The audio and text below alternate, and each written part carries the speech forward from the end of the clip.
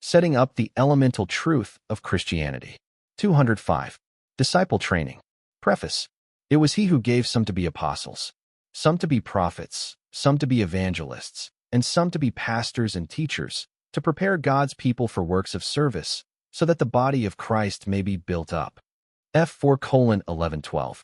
This book was written as a training text for the purpose of setting up the elemental truth of Christianity. This book is focusing down the elemental truth that Christians must learn and believe in.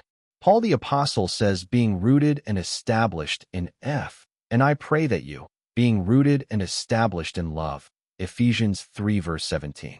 Today, the common weakness of Christians gave something in common: poor in the rooting and establishing of faith.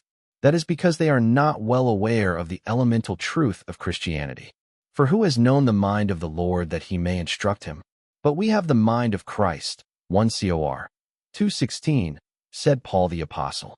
Therefore, this book 205 was written not simply to give biblical knowledge, but to let people grow as true Christians by pouring out God's love into their hearts.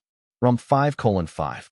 In this context, the focus of this book is to testify to God's salvation plan, that is, to the gospel of Jesus Christ, that God sent his only Son and let him be propitiatory offering and substitutionary offering.